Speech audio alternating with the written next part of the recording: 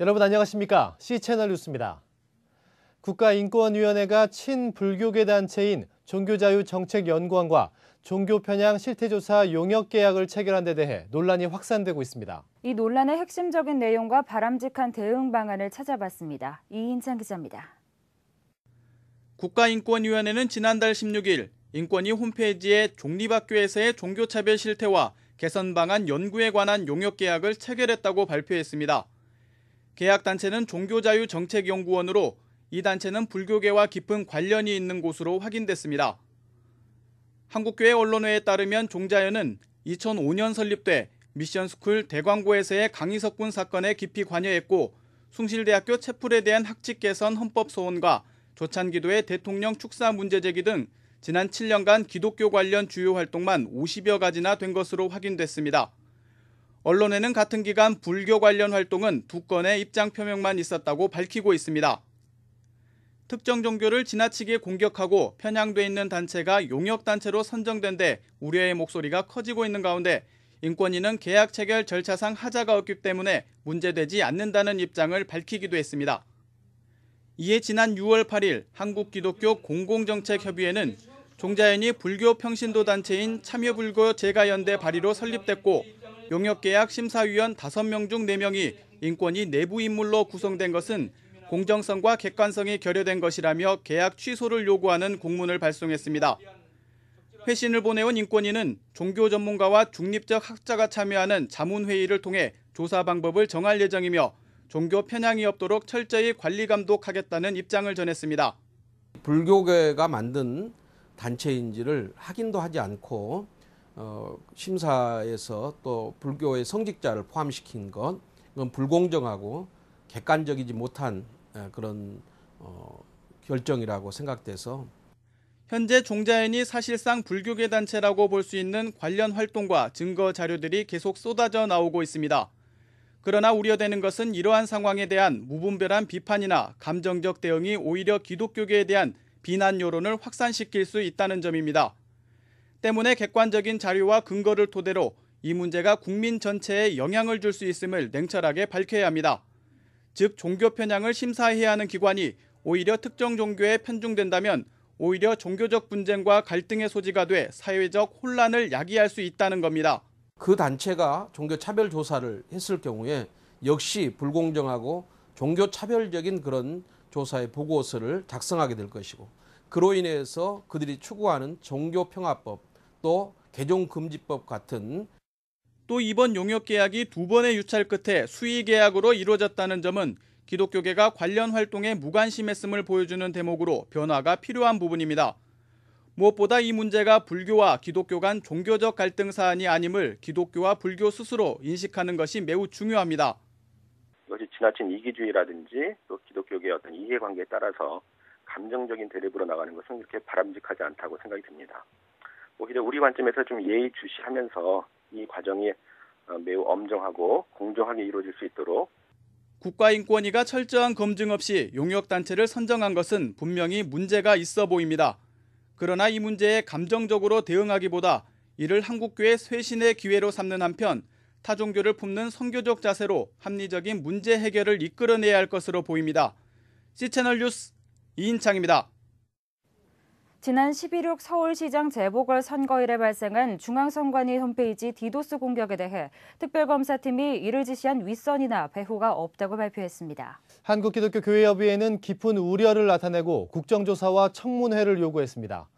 교회협은 논평에서 90일 동안 100명의 수사 전문가가 20억 국비를 사용해 내린 결론이 검찰 수사 발표와 크게 다르지 않다며 이는 사실을 규명해달라는 국민적 요구를 특검이 진지하게 수용하지 않은 것이라고 평가했습니다.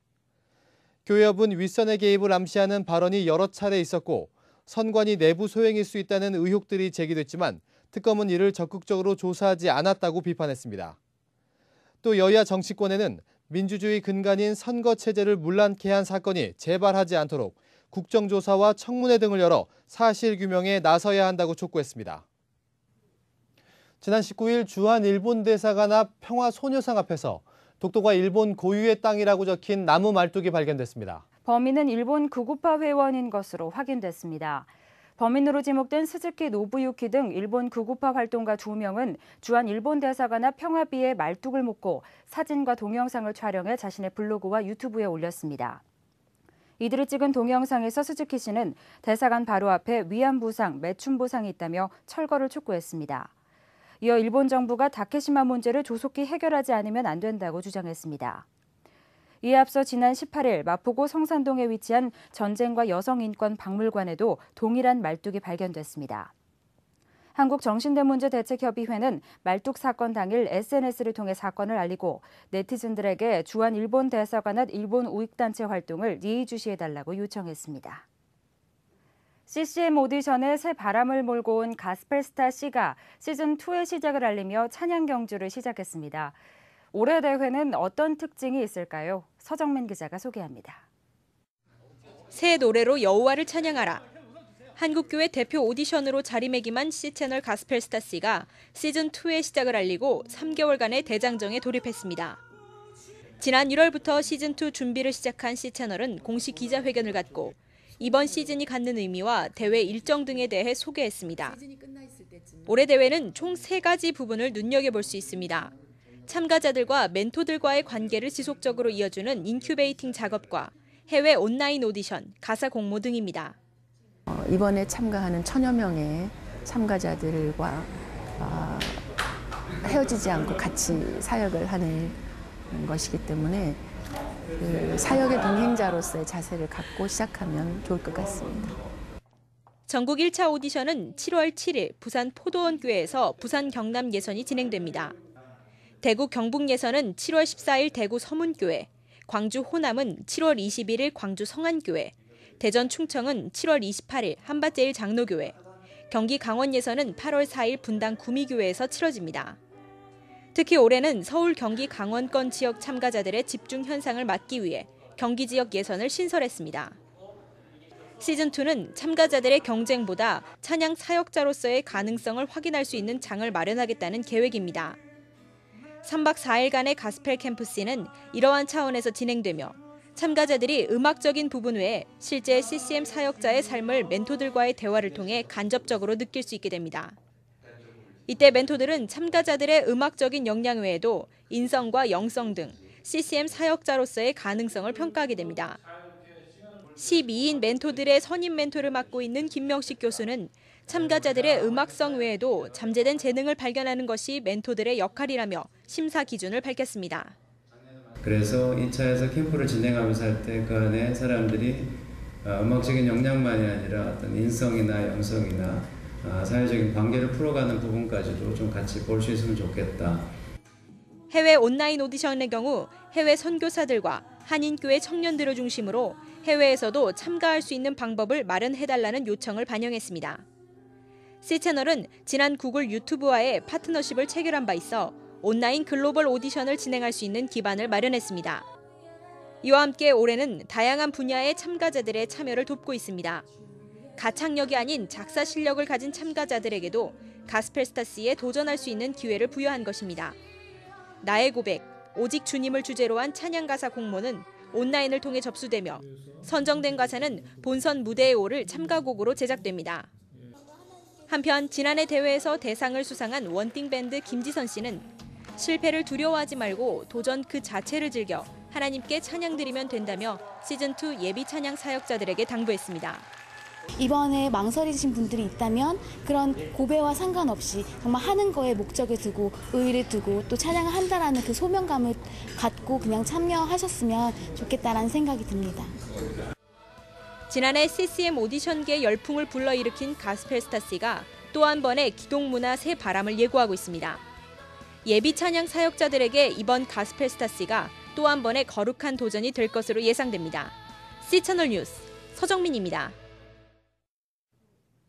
오는 24일 서울 시청 앞 광장에서 열리는 한기총 6.25 대회에 한국교회 주요 교단이 2단으로 규정한 다락방 교회가 참여하는 것으로 알려져 논란이 되고 있습니다. 다락방 측 류광수 목사가 당회장으로 있는 임마누엘 서울교회는 교회 주보와 홈페이지를 통해 한기총에서 주최하는 대한민국 지키기 6.25 국민대회가 서울 시청 앞 광장에서 있다며 당일 오후 예배를 대신해 연합 구국기도회로 드리니 전 교인은 서울 시청 앞 광장으로 모이라고 광고했습니다. 교회 관계자도 C채널과의 전화통화에서 이 같은 사실을 확인했습니다. 그러나 류광수 목사는 순서자에 포함되지 않을 것으로 전했습니다. 이에 대해 한기총 홍재철 목사는 그런 이야기는 묻지 말라며 공식적인 언급을 회피했습니다. 한편 홍재철 목사가 소속된 예장합동총회 이대위원장 박호근 목사는 다락방에 대해 이단으로 규정한 교단의 결정은 변한 게 없다며 만약 이 같은 일이 빚어진다면 다락방을 이단으로 규정한 모든 교단이 연대해 면밀히 조사해 봐야 할 것이라고 언급했습니다. WCC 세계교회협의회가 세계교회와 국제적 시민사회단체 전문가들이 참여한 가운데 인도네시아에서 빈부와 생태에 관한 WCC 포럼을 개최했습니다.